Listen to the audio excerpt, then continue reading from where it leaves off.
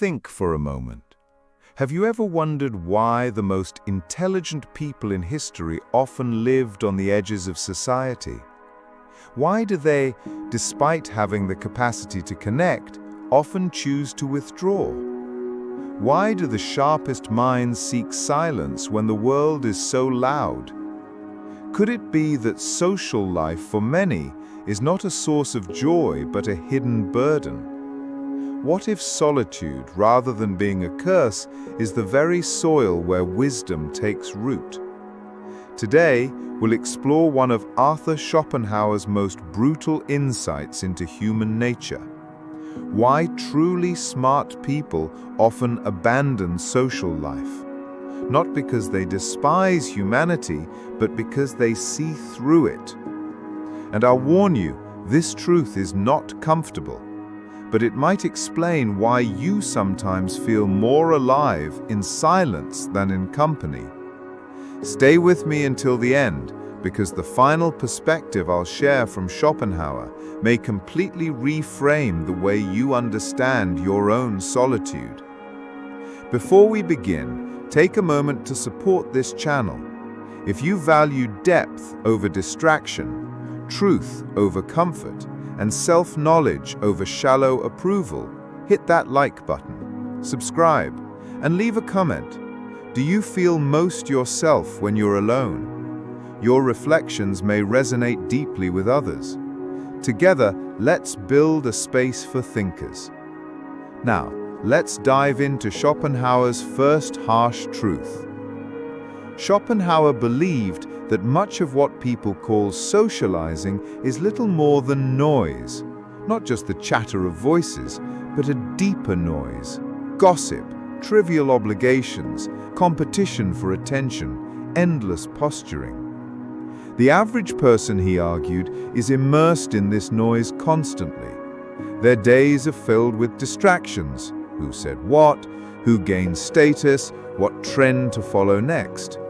But for the thinker, for the one who observes and reflects, this kind of noise is not nourishment, it's poison. Imagine you're writing a book or painting a masterpiece. Every few minutes someone barges in. Come to this event, answer this message. Did you hear the latest rumor? How much of your clarity would survive? How much of your vision would remain intact? For Schopenhauer, most people never even notice this intrusion, but for the intelligent mind, it quickly becomes unbearable. This wasn't just his opinion. History reveals the same pattern. The greatest thinkers, scientists, poets, and artists often lived withdrawn lives. Newton's obsessive solitude, Kafka's private melancholy, Nietzsche's mountain isolation, Emily Dickinson's quiet sanctuary all point to the same truth. Not because they hated people, but because they needed to protect their inner world. Solitude for them was not loneliness, it was a necessary condition for creation. Why? Because being alone strips away the masks we wear in society. In public, we constantly adjust tone, words, even facial expressions to fit in. We fracture ourselves into pieces just to be accepted. Alone, we no longer need to perform. We can finally be. For someone whose inner world is rich and overflowing, this is not a loss, it's a freedom.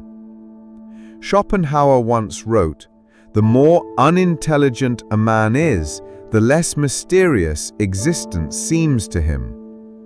To the shallow mind, life is obvious, straightforward, uncomplicated. Entertainment and chatter are enough. But to the deep mind, life is tangled with suffering, beauty, absurdity, and contradiction. These are not subjects that can be hashed out at a dinner party. The frustration of trying to speak depth in a superficial world leads many to retreat. It's not hatred of people, it's exhaustion. But doesn't human connection make life meaningful? Schopenhauer would answer, It depends on the quality. Most people, he argued, don't enter relationships seeking truth. They seek validation, distraction, or an ego boost. For the philosopher, this kind of interaction is empty. True relationships must be based on growth, authenticity, and shared exploration of truth. Anything less is a drain. And until such rare bonds are found, solitude is preferable. Perhaps you felt it too. Surrounded by people, you feel strangely alone. Not because you dislike them, but because the conversation never touches the depths where your mind lives. Yet sitting alone with a book or walking in nature, you feel profoundly connected to life, to eternity, to yourself. Here lies the paradox. Deep thinkers often feel more connected to the universe when they are least connected to society. To understand why Schopenhauer was so harsh on social life, we must look at his view of human nature. He believed that beneath our polished manners lies a blind, ceaseless drive, the will to live. This primal force pushes us to survive, to compete, to dominate, to reproduce.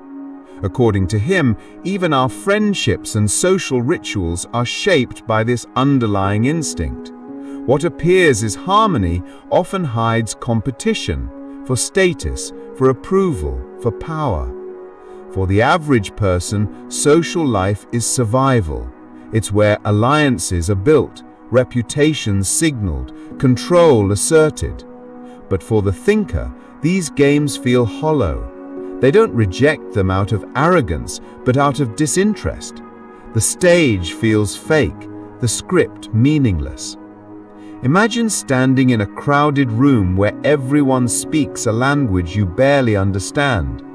You nod politely, but nothing resonates. That's how intelligent individuals often feel in ordinary social settings. Not because they're cold, but because their depth has no place in the shallow current. Schopenhauer once declared, "The more a man has in himself, the less he will want from other people."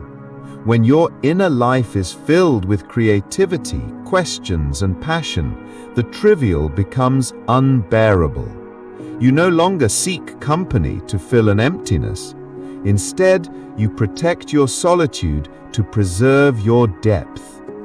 This is why so many intelligent individuals turn to philosophy, music, literature, and art, not as hobbies, but as lifelines. These pursuits allow expression without dilution. But here's the paradox. What looks like isolation from the outside is often health from the inside. Friends may worry, "Why don't you go out more?" Society may label it antisocial.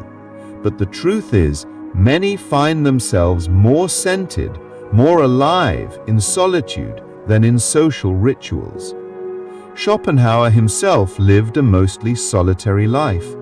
He filled his days with books, long walks, and reflection. To him, solitude was not withdrawal, but awakening. Once you see through the small talk, the vanity, the performance of society, it's hard to unsee it. You begin to crave silence, honesty, depth, not because you're broken, but because you're awake. Ask yourself how much of your time is spent with people who see your soul, not just your face or status. How often can you speak your truth without shrinking it down for others? If your answer is rarely, maybe your solitude isn't a weakness, maybe it's alignment. Schopenhauer believed solitude belongs to the exceptional. Not exceptional as in social success or intellect, but in inner independence. Those who are emotionally self-sufficient, spiritually curious, and mentally alive, they can not only endure solitude, but thrive in it. They don't need constant validation to feel real, because their own thoughts and passions already fill them. But solitude is not isolation. Schopenhauer wasn't calling for bitterness or misanthropy. He was urging a deeper engagement with life, one that begins within. To truly understand the world, he argued, we must step outside of its noise. Here lies the painful irony. The smarter you become, the lonelier the path feels. The more aware you are, the fewer people you can genuinely relate to.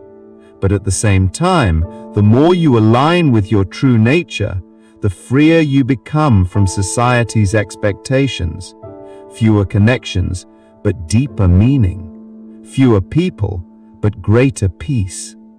This paradox, for Schopenhauer, was the beginning of wisdom. Solitude wasn't emptiness, but space. Space for the soul to breathe, for the mind to think, for the spirit